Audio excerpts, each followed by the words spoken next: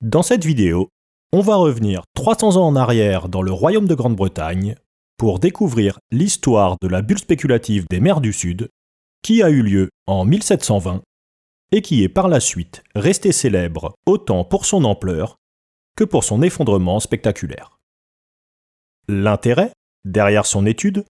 sera d'améliorer notre compréhension des marchés financiers actuels, car bien que cette bulle soit une des plus anciennes de l'histoire boursière, elle présente malgré tout des similitudes étonnantes avec les bulles financières modernes. Que ce soit au niveau de la dynamique des prix ou de la psychologie des investisseurs,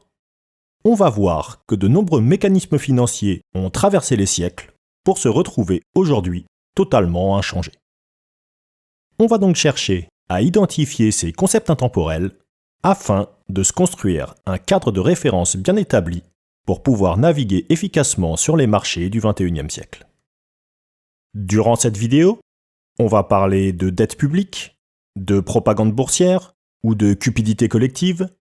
ainsi que de plein d'autres concepts qui sont toujours d'actualité aujourd'hui. Alors, on commence tout de suite l'histoire de notre bulle avec une description du contexte de l'époque, ce qui nous ramène en 1713 à la fin de la guerre de succession d'Espagne.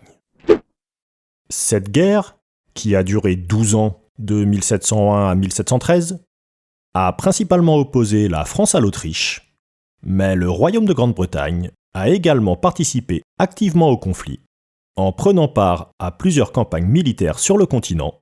ainsi qu'aux campagnes navales. Bien entendu, cet engagement a été très coûteux pour l'État britannique, puisqu'il a bien fallu payer, armer et équiper leurs soldats pendant toute la durée du conflit. Et comme de manière générale, les recettes d'un État sont trop faibles pour faire face à ce genre de dépenses exceptionnelles, la Grande-Bretagne a dû avoir recours à l'emprunt pour financer cette guerre.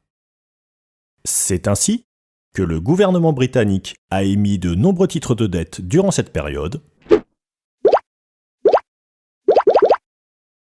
Et sachant que la confiance des investisseurs envers les finances de l'État était encore au beau fixe à ce moment-là de notre histoire, ceux-ci se sont alors empressés de les acheter afin de toucher la rémunération associée via les intérêts,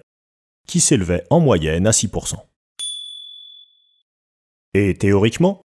il était prévu de tranquillement rembourser ces emprunts une fois la guerre terminée. Cependant, l'ampleur du conflit va prendre des proportions tout à fait inédites pour l'époque, que ce soit en termes d'effectifs militaires engagés ou en termes d'étendue géographique. Et en conséquence, l'État britannique va devoir emprunter bien plus que prévu, ce qui va l'amener dans une situation financière extrêmement délicate, puisqu'à la fin des hostilités en 1713, les dépenses liées au seul remboursement des intérêts sur les emprunts de guerre représenteront les 2/3 des recettes publiques. Alors, pour tenter de sortir de cette impasse budgétaire, une solution imaginée par le régime pour continuer à payer ses dettes et maintenir la confiance des investisseurs consistera à lancer de nouveaux emprunts. Autrement dit, cela revenait à utiliser l'argent des nouveaux prêteurs pour rembourser les anciens, tel un système pyramidal. Une bonne partie de l'équilibre financier de la Grande-Bretagne reposait donc sur un système de Ponzi. Mais étant donné que ce genre de situation n'est évidemment pas tenable sur le long terme, les autorités gouvernementales se devaient de trouver une autre solution. Et c'est là que la Compagnie des mers du Sud entre en jeu. Le gouvernement va en effet utiliser cette société pour mettre en place des montages financiers destinés à réduire le poids de la dette publique. Et pour comprendre comment cette organisation a pu conduire à une des bulles spéculatives les plus remarquables de l'histoire boursière, on va commencer par se pencher sur la structure de la compagnie, car cela nous sera indispensable pour visualiser la nature des montages financiers qui ont par la suite été mis en place. Alors, selon la version officielle, la Compagnie des mers du Sud était une société par action détenue par des investisseurs privés et dont l'objectif était de faire du commerce avec les compagnies espagnoles d'Amérique du Sud, principalement du commerce d'esclaves. Mais en réalité, cette société avait été fondée par le ministre des Finances britannique de l'époque à la demande de l'État, et son véritable rôle était plutôt de chercher à réduire la catastrophique charge de la dette publique. En effet, comme on le verra par la suite, la compagnie n'a jamais réellement cherché à prospérer, ni à faire du commerce avec l'Amérique du Sud. Ainsi, cette entreprise ressemblait plus à un mix entre une société écran et un organisme public entièrement contrôlé par l'État, plutôt qu'à une véritable société privée. Puis ensuite, à partir de cette société, le montage imaginé par le gouvernement britannique pour réduire sa dette consistait à proposer aux créanciers de l'État d'échanger leurs titres de dette publique contre des actions de la Compagnie des Mers du Sud, afin d'éliminer cette dette.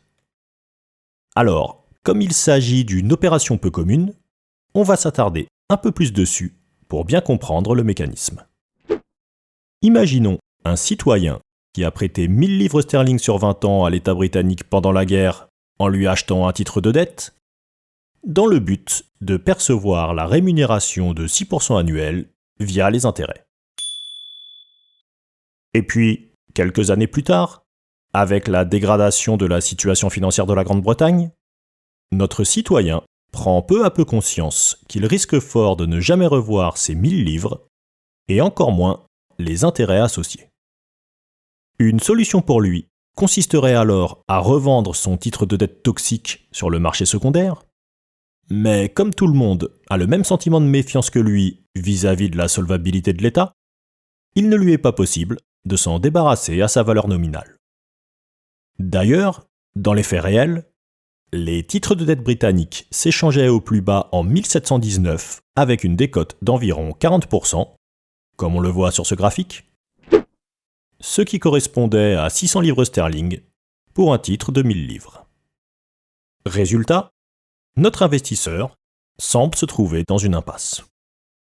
Et c'est justement grâce au fait qu'il se trouve dans une impasse que l'État va pouvoir profiter de la situation en lui offrant l'opportunité d'échanger son titre de dette pourri contre son équivalent à valeur nominale en actions de la Compagnie des Mers du Sud, comme illustré sur ce dessin, ce qui semble être une opération avantageuse pour notre citoyen. Alors, si on analyse cette proposition du point de vue de l'État, l'intérêt est évident. En effet, le titre de dette va passer de la main d'un investisseur privé à une société sur laquelle il a le contrôle et qui ne viendra jamais lui réclamer l'argent dû au titre des emprunts de guerre. Et du point de vue du créancier, c'est l'occasion de se débarrasser de son titre de dette dévalué et illiquide en récupérant un autre actif dont la valeur semble immédiatement supérieure puisqu'elle n'a pas été dépréciée par le marché. En résumé, l'État supprime sa dette en échange d'un bout de papier qui représente une part de propriété d'une société qui ne vaut rien. Et c'est ainsi que dans le but de réduire le poids de sa dette, le gouvernement va chercher à convaincre un maximum de créanciers à procéder à cet échange en tentant de leur faire croire qu'il est plus rentable de détenir des actions de la compagnie plutôt que de la dette publique. L'État va alors lancer une large campagne de crédibilisation de cette société, au cours de laquelle tous les moyens possibles seront employés pour créer un puissant narratif sur le potentiel supposé de la resplendissante Compagnie des Mers du Sud. Et on étudie tout de suite comment ils s'y sont pris. Tout d'abord, l'État va mettre en avant un accord inclus dans le traité de paix signé à la fin de la guerre de succession d'Espagne en 1713, dans lequel il est stipulé que la Grande-Bretagne obtenait à la place de la France le monopole du commerce d'esclaves avec les colonies espagnoles d'Amérique du Sud. De plus, le gouvernement britannique renforcera cet avantage par la promulgation d'une charte royale qui attribuera à la Compagnie des Mers du Sud ce monopole du commerce d'esclaves au sein du pays. Ajouté à cela, il sera mis en avant les similitudes avec la très prospère Compagnie anglaise des Indes orientales, qui avait également bénéficié à sa création d'une charte royale lui assurant le monopole du commerce dans l'océan Indien et qui avait offert des profits gigantesques à ses actionnaires pendant plus de 100 ans. Ainsi, en répliquant ce modèle, cela permettait de créer l'illusion que la Compagnie des mers du Sud était l'opportunité de réaliser d'aussi gros gains que ceux réalisés par les actionnaires de la Compagnie des Indes orientales. Puis, pour donner l'image d'une entreprise sûre et patriotique, le roi Georges Ier en personne sera intégré au directoire de la compagnie en tant que directeur honoraire. Alors, son poste est purement symbolique, mais il donne à la compagnie un cachet d'approbation royale, ce qui aura pour effet d'encore renforcer la confiance des investisseurs. Et dans le même esprit, on proposera également à d'autres personnalités influentes de l'époque, comme des comtes ou des duchesses, de rentrer au capital de la société, en échange évidemment de conditions financières avantageuses, car cela permettait à la compagnie de publier des noms prestigieux parmi ses actionnaires, et ainsi de rendre leurs actions plus sûres aux yeux des nouveaux investisseurs. Un autre avantage est que cela incitera naturellement ces personnes influentes à devenir solidaires de la compagnie,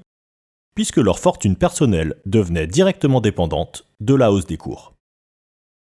Après, on peut également citer le rôle des médias de l'époque. En effet, étant donné que ces médias étaient bien souvent financés et influencés par des personnes ayant des intérêts dans la Compagnie des mers du Sud, les principaux journaux de l'époque ont alors commencé à publier des récits de corsaires qui rapportaient des anecdotes extravagantes à propos des richesses de l'Amérique du Sud, ou qui vantaient le potentiel du commerce avec le Nouveau Monde, afin d'attiser l'intérêt du public et des investisseurs. Et sachant qu'à cette époque, ces lointaines colonies étaient perçues comme des opportunités d'enrichissement rapide et considérable, on imagine bien que ce type de publicité a dû trouver un terrain fertile auprès du public. Et enfin, pour terminer de convaincre les détenteurs de dettes, les actions de la compagnie seront assorties de dividendes élevés à 6% annuels, payables 2 fois par an, afin de compenser la perte des intérêts qui étaient associés au titre de dette publique. En résumé, c'est une véritable propagande financière qui est mise en place et qui camouflera qu'en réalité, la Compagnie des mers du Sud était une piètre société qui faisait difficilement du bénéfice en envoyant péniblement 1 ou 2 bateaux par an vers l'Amérique du Sud, dans lesquels les 3/4 des esclaves mouraient de toute façon durant la traversée en raison des mauvaises conditions de voyage. C'est ainsi qu'on voit que la compagnie ressemblait plus à une institution financière publique qu'à une véritable société commerciale,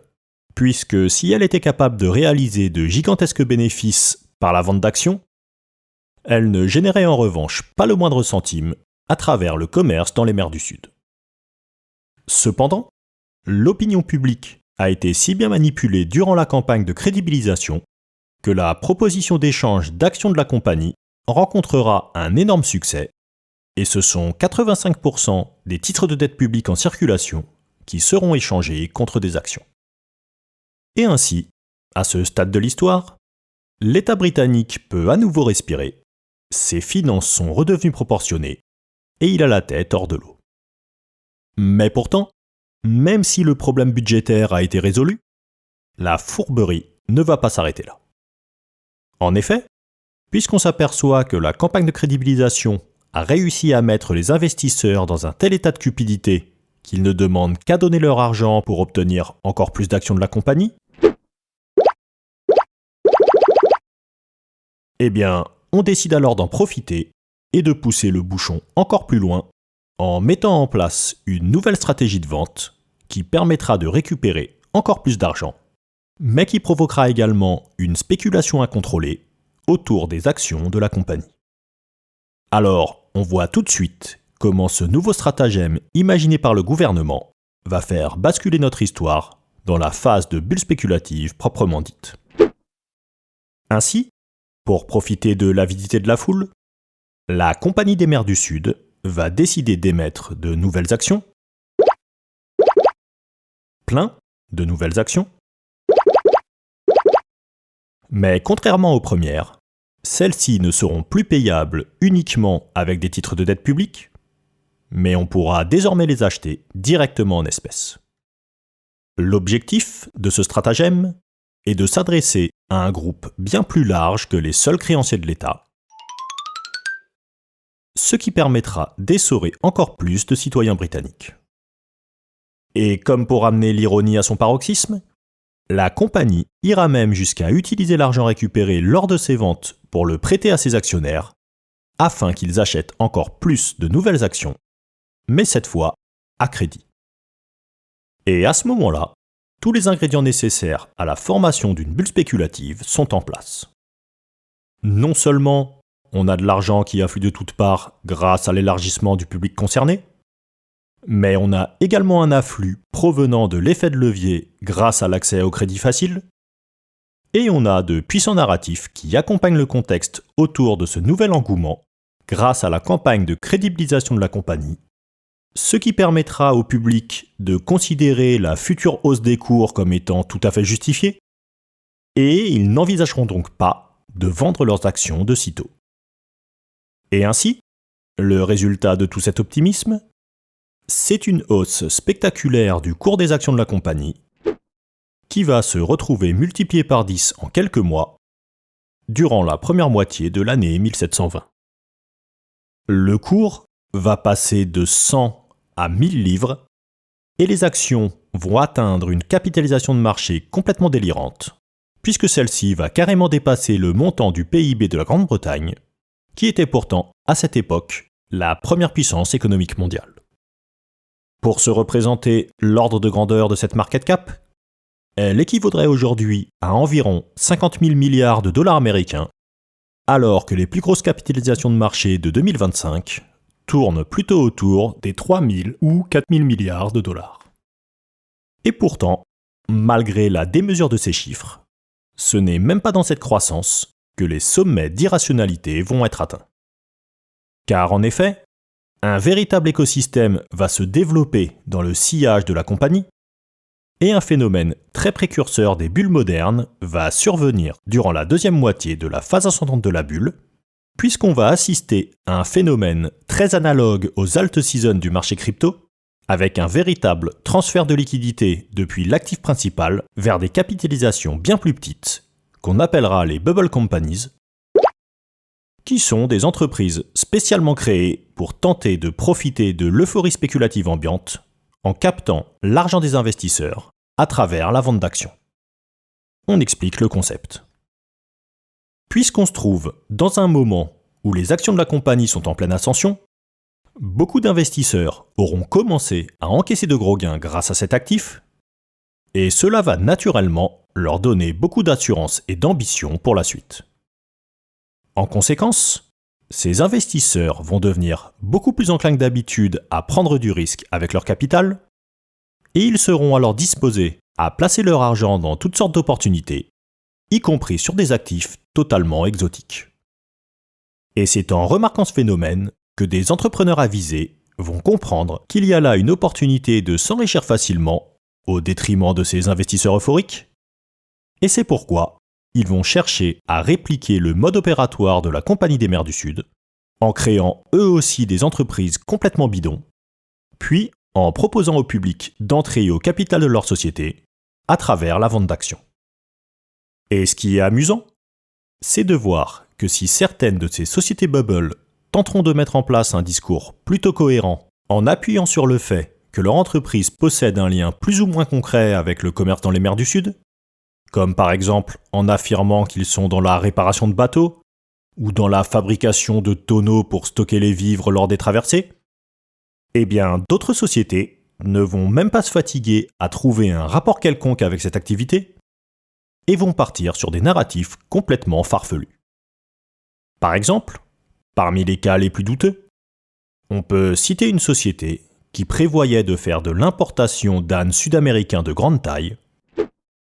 ou encore une autre entreprise qui refusait carrément de divulguer son projet sous prétexte que le simple fait d'en parler risquait de mettre en péril leur modèle économique. Sauf que, bien entendu, le véritable modèle économique des fondateurs était de bien vite disparaître avec l'argent des investisseurs une fois qu'ils avaient récolté des montants significatifs grâce à la vente d'actions. D'ailleurs, si ces sociétés ont vite été surnommées les sociétés bubble, donc les bulles en français, c'est justement en rapport à leur mode rapide d'apparition et de disparition, comme des bulles. Et il est également probable que le terme de bulle spéculative ou de bulle financière provienne de cet épisode de l'histoire. Ainsi, ce siphonnage de fonds va rapidement très bien fonctionner, et même un peu trop bien au goût du gouvernement, qui va commencer à voir d'un mauvais œil cette liquidité qui lui échappe, ce qui va l'amener à prendre une décision radicale pour endiguer cette fuite de capitaux en mettant en place une loi extrêmement agressive envers les sociétés bubble. Cela nous amène au dernier acte de notre bulle, avec ce qui est probablement la première tentative de régulation des marchés financiers dans l'histoire boursière. Alors théoriquement, un organisme de régulation, c'est une structure qui a pour rôle de garantir la protection des investisseurs face à des pratiques abusives, comme la diffusion de fausses informations ou la manipulation de marché. Dans notre cas de figure, il paraîtrait donc tout à fait naturel qu'un régulateur interdise à ces sociétés bubble de vendre leurs actions,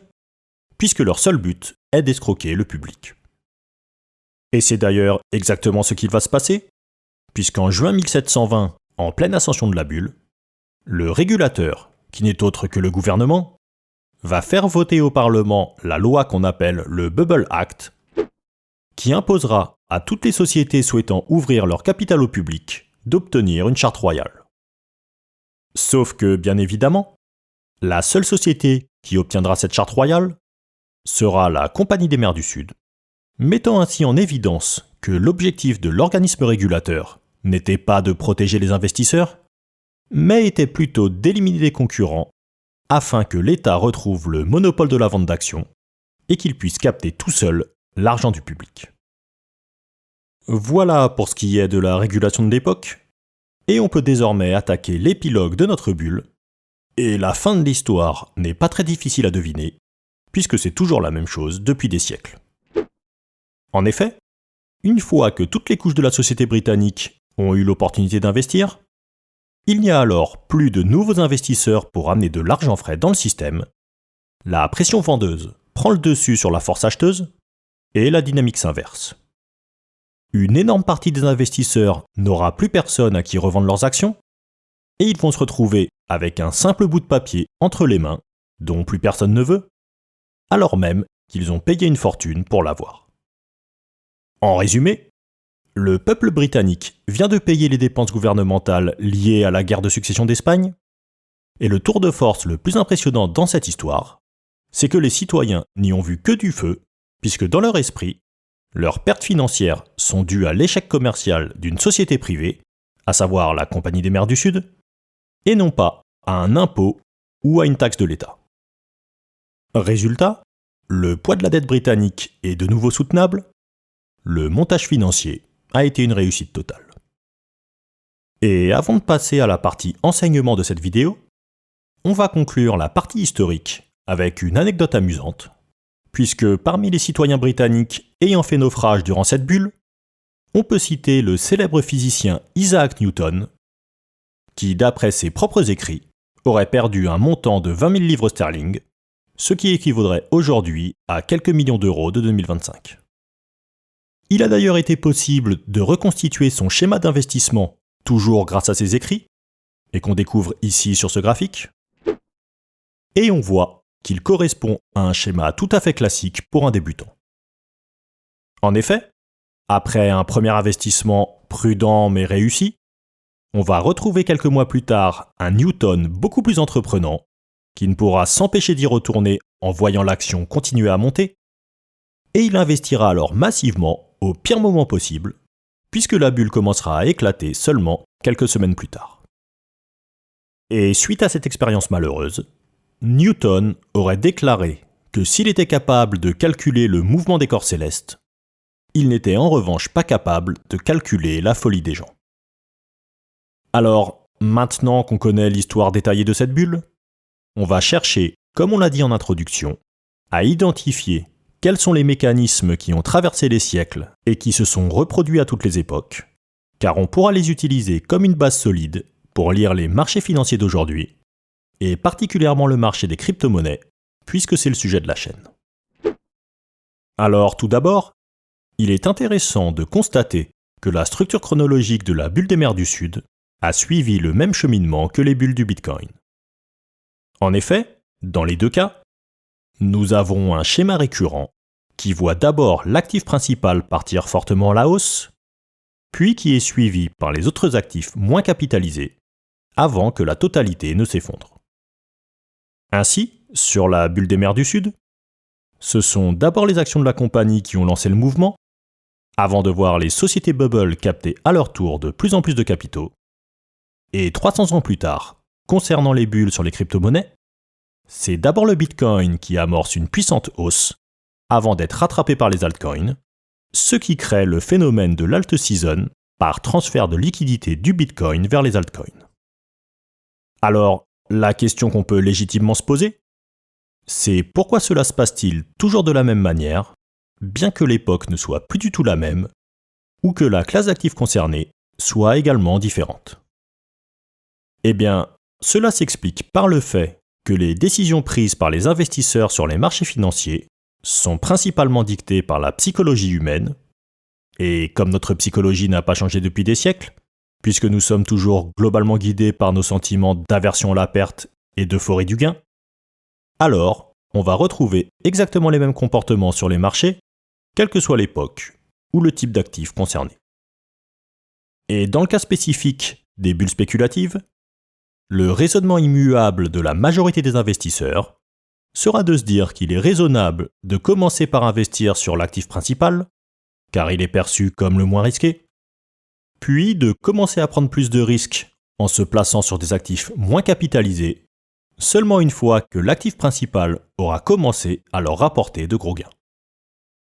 Et donc nous, ce qu'on peut en tirer comme enseignement, c'est qu'on peut très largement envisager que ce phénomène de transfert de liquidité des grosses capitalisations vers les plus petites se reproduira à chaque bulle spéculative sur les crypto-monnaies, et lorsque le scénario surviendra, on aura alors juste à se positionner en conséquence. Ensuite, deuxième leçon qu'on peut tirer, c'est que déjà, en 1720, les bulles se formaient grâce à la diffusion de forces narratives optimistes qui permettaient de donner la confiance nécessaire aux investisseurs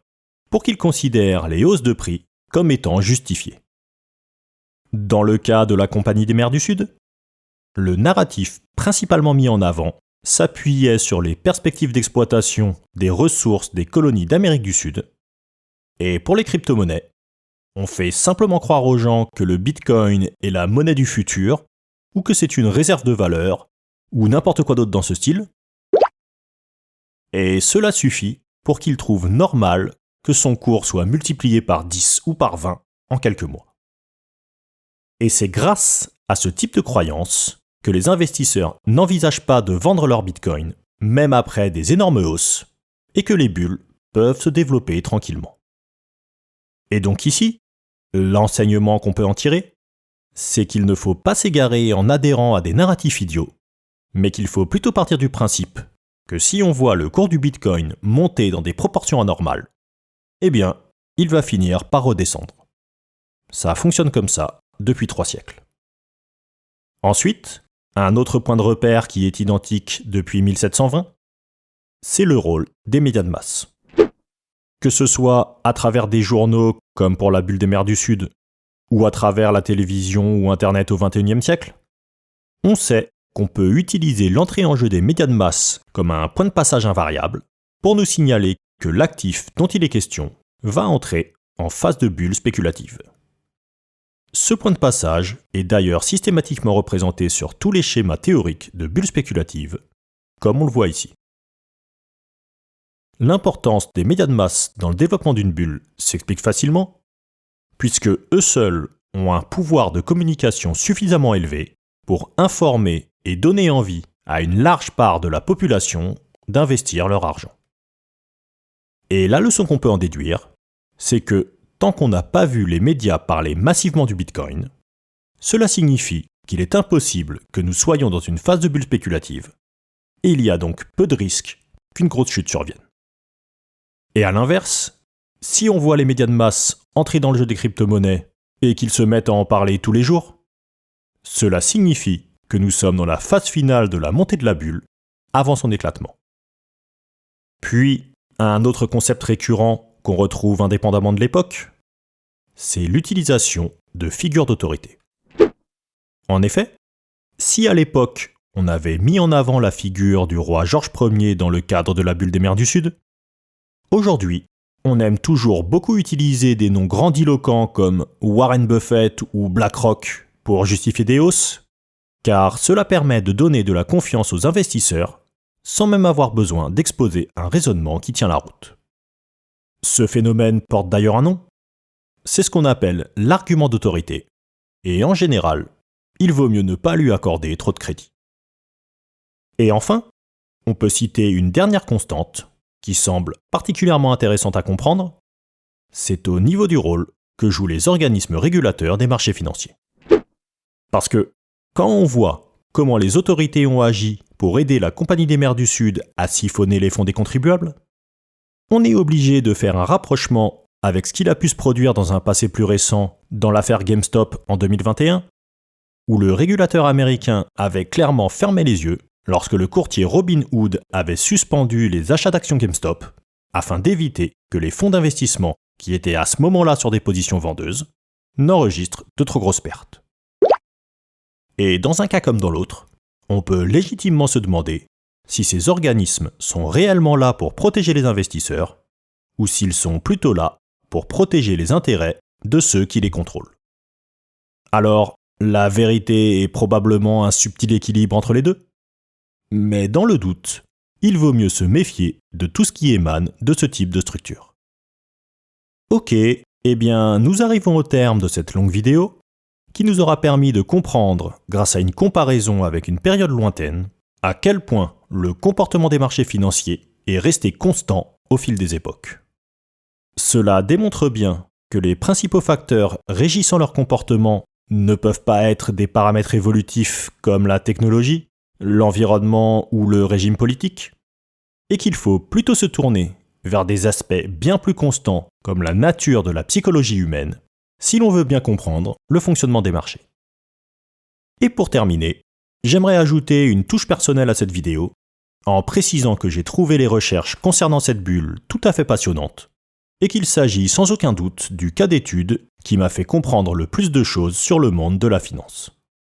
Le comportement des investisseurs de marché m'apparaît depuis comme étant bien plus facile à prévoir. De même qu'il m'est devenu beaucoup plus facile d'interpréter la communication des médias ou des gouvernements. Et c'est pour toutes ces raisons qu'il m'a semblé évident qu'une vidéo sur la bulle des mers du Sud apporterait beaucoup de valeur à tous ceux qui désirent maîtriser la science des marchés financiers. Et à présent, si vous souhaitez découvrir un autre épisode marquant de l'histoire boursière, je vous invite à visionner la vidéo qui traite du krach de 1929. Elle s'affiche à l'écran.